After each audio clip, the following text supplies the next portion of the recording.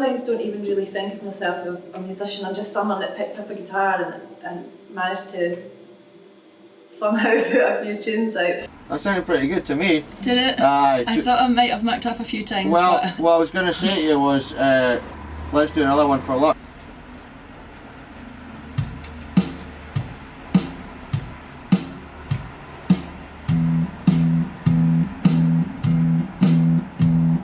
I'll be recording and all of a sudden I'll just kind of click to, as if I'm not in the situation, and I'll click in and I'll be like, oh my, I'm recording. I'm in the studio recording. How did this happen?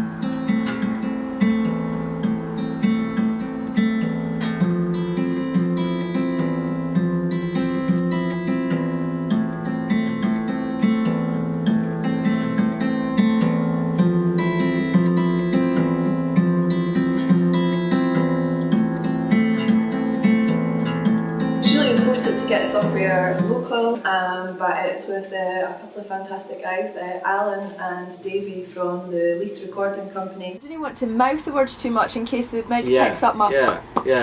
Well, I would say don't even concentrate on that too much now at this point. Just feel more for your playing, I think, because what we're really trying to do is get a good guitar take. Okay. So if it's, you know, if you're missing a bar here or it's a bar too long there, it's not an issue. We can do that in the editing. So just feel, chill the fuck out, man. Okay. Okay. If you don't, I'm going to go buy you a bottle of wine. I might do that. I might deliberately not chill out.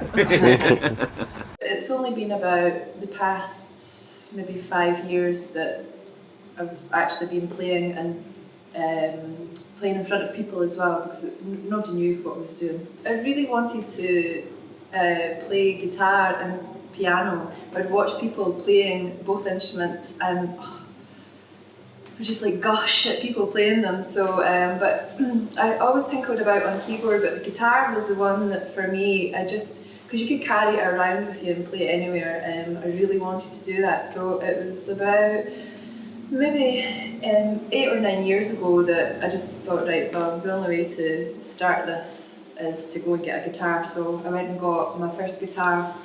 I just love music, and I love the idea. I'm quite a creative person, so I love the idea of creating something and just really basically getting a bit lost in it.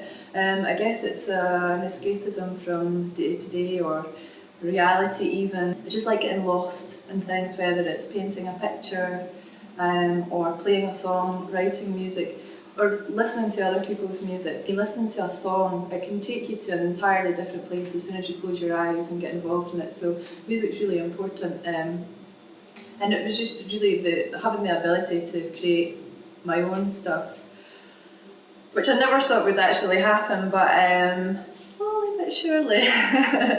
There are some of my songs that, you know, people tap their toes and pat their hands to, but if they were to listen to the words, they're never. They're very realistic songs. They're not. I mean, it's melancholy for sure. Feeling too happy? Come along to a Purdie. That's right. I'll bring you down. We'll blow you off that cloud 9. Yeah. In under 9 seconds. That's funny. There was somebody at the weekend who was like, I actually like your tunes, they're really happy and ditty. And I was like, oh, you should listen to the words. I always say they're not the happiest songs, but the songs that I like the most are the ones that other people go, oh, it's so miserable. But to me, they're not miserable. I get something from songs that aren't all shiny and bright. I don't usually write about a specific person or anything, but quite a lot of them are personal, whether it's either things that have happened to myself or people that I know. I just take bits of stories. I don't just go, oh, here's a topic, drop it and then write something about that. It's always stuff that has been witnessed or secondhand or by myself.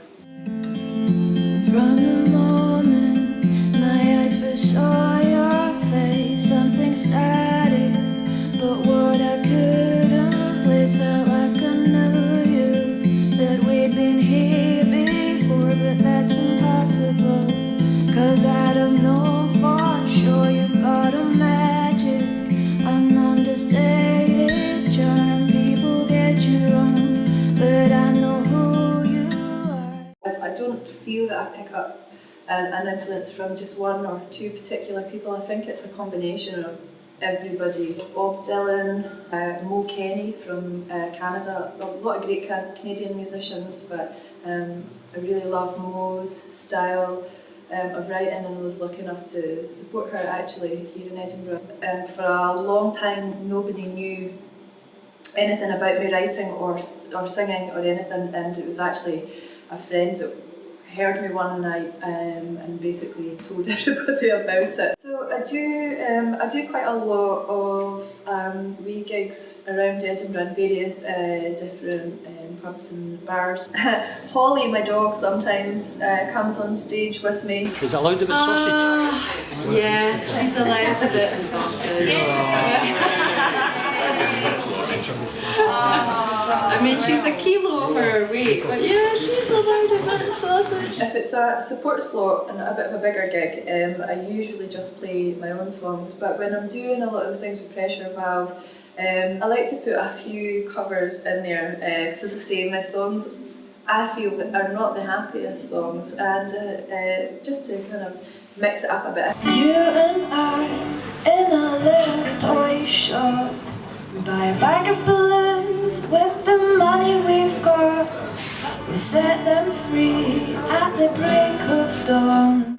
And so for the covers that I do, I take songs that I either really like, or I feel that there's something that I can do to them. And I always try and put my own wee spin on them, and I quite like when people see them going along to the song and then they click as to what song it is. I like that kind of surprise element to someone when they finally get what song it is. What we've been waiting for. This is it, boy, this is what the president is on the line. 99 round balloons go by.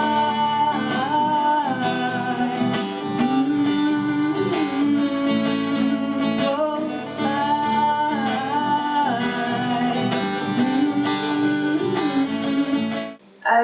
I get quite nervous, so there was one time someone asked me to do a wee bit of recording through Glasgow for another artist, some vocals, and I was like, oh God, so nervous. This was still in the very beginning, and I said, oh well, I might go and have a wee pint first. And they were like, no beer, no wine, it's very bad for the voice and things like that. And that totally stuck with me, so have a wee Guinness.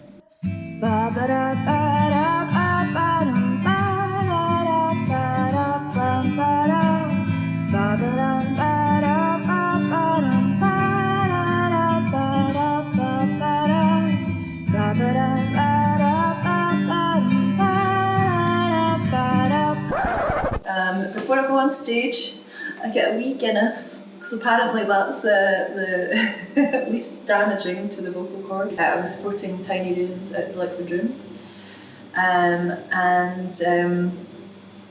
apparently there was a very well-known Scottish author that came in up at the back to have a wee watch. I can't remember his name, that's how good it is. Oh no, you can't use that, but actually. What's his name actually? Rebus and Ian Rankin! Such a bad memory.